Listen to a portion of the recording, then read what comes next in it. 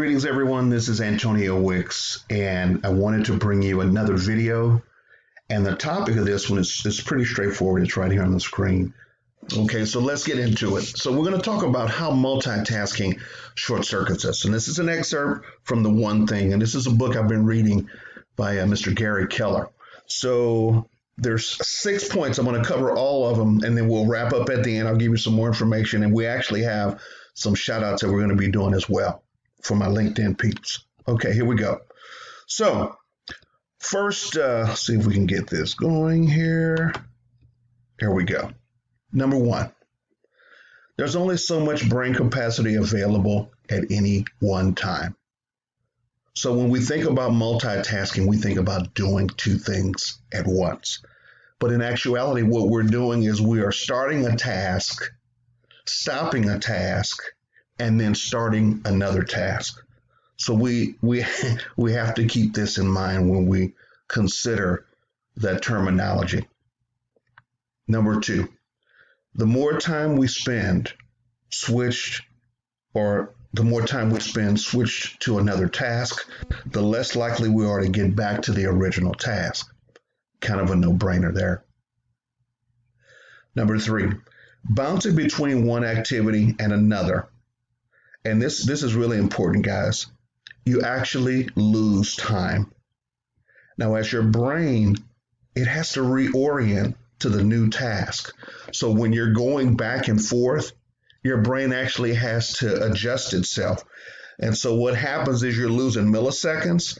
Those milliseconds actually add up. And the researchers have told us when this happens, they actually are estimating that you're losing about 28% of your average workday. Just in the switching process. This isn't time spent on each task. This is just on the switching. 28% of your workday is lost. And why is it happening? It's because of the multitasking and the ineffectiveness that it causes from switching back and forth. Number four, chronic multitaskers. Okay, this is folks that have multitasks over a long period of time. They actually develop a distorted sense of how long it takes to do things. When this happens, you almost, and it says it right here, you almost believe that it takes longer to complete a task than it actually does. So your perception of time gets thrown off just by having a habit of multitasking. Number five, multitaskers make more mistakes than non-multitaskers. And this really blew me away. I figured as much, but I didn't have the science to really back it up. Now it says that they often make more mistakes, and this is due to making poor decisions. And this really was something that I wasn't aware of, but as I did the research, there's a reason behind it. The multitaskers often make poor decisions because they favor new information over old information, even though the older information may be much more valuable and much more accurate. And I found out that that's because when you switch from one task to another, there's a release of adrenaline. And so you get that feel-good rush, but your effectiveness goes down, your accuracy goes down, but your tendency to make mistakes goes up all at the same time. And this is the sixth and final one. Multitaskers experience more life-reducing, happiness-squelching stress. So when you look at these different aspects, it really doesn't pay to multitask. Now, you may be asking yourself, okay, Antonio, I get what you're saying about multitasking. What's your point? So this is what I wanted to emphasize. We all multitask, but not in the way we think. We all multitask financially. And this is the crux of what I wanted to talk to you about today.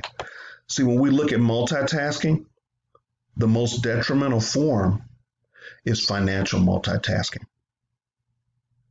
Let's take a look at it. This is what we do without even thinking about it.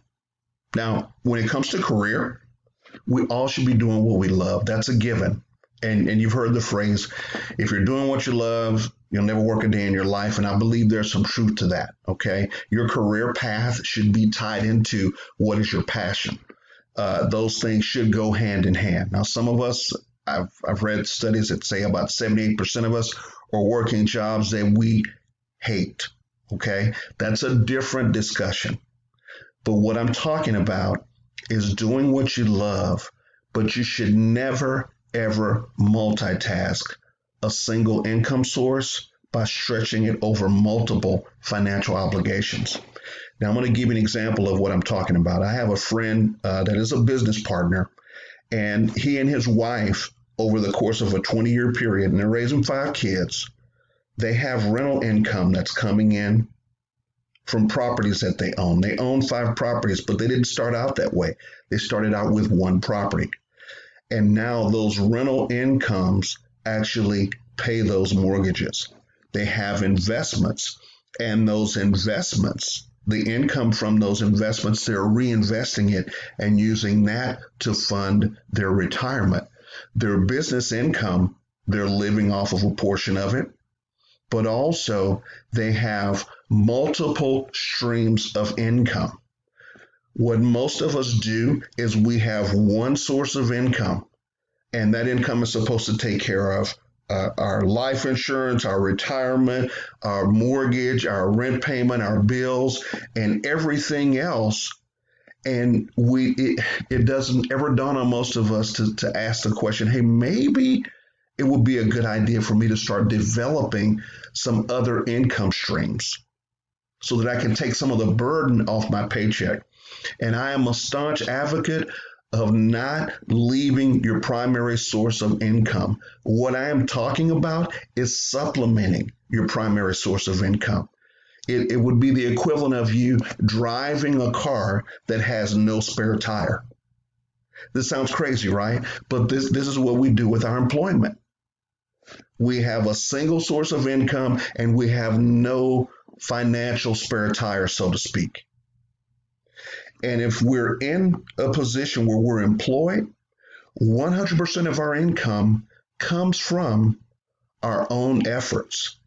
And that is a great recipe for anywhere from maybe 1 to 20 years. But as we get into the 25-year mark, 30-year mark, our ability to individually perform decreases, not because we're bad people, but just because our bodies are maturing and they don't perform as good as they did when we were 20, 25 years old. So again, what we're talking about is a supplement or a supplemental income stream. So what does that look like? Well, we'll discuss what it looks like, not in this video, but we're going to be discussing it in a Zoom conference. And I'll give you the details on that. But before I wrap up the video, I do want to give some shout outs because I did mention this earlier. Guys, these are new LinkedIn connections. And all of these individuals are awesome. I checked their profiles. You're welcome to connect with them. But there are people that I consider to be movers and shakers. There are people that are making a difference in the social media landscape. And I just want to give them each a shout out. So first we got Mr. Matthew Askren. He represents and hails out of Charlotte, North Carolina. We also have Mr. John King from Jacksonville, North Carolina. Recent connection, messaged him over this past weekend, and just a sharp individual. Also, we have Miss Wendy Shea out of Bakersfield, California. Shout out, Miss Wendy. And then we have also Miss Alwyn Cummings, who is from Charlotte, North Carolina. I don't know what it is, but North Carolina is blowing up right now. There's a lot going on in that state. And then last but not least, we have Mr. Mark Brazil, who's from Oklahoma City, Oklahoma, who's just north of me. I'm down in San Antonio, Texas. So, Mark, shout out to you. Want to just say hello to all of you guys. I appreciate you and thank you for being a part of my social media community. So, guys, here's the info. Okay. We want you to join us on Zoom. It's going to be Tuesday night. That's tomorrow night for those of you that are watching this video that are subscribed to my channel. You've liked, clicked on the bell, and you're subscribing. So you're seeing this in real time. But if you didn't see this on Monday, June 15th, don't worry about it. The meetings are going to be on Zoom every Tuesday at 7 p.m. And if you want to get the meeting ID and the password, just send me a text. This is my actual cell phone number, okay? So I wanted to give you guys this information. Hang on to it. And I just want to let you know that I appreciate each and every one of you and the skill set that you bring to the table. God has a purpose and a plan for you. I want you to continue to use your gift to help increase others. And when you do that, that's going to fall back and reciprocate itself on you. All right, guys, listen, it was great spending this time with you. God bless. We'll see you at the top. Peace.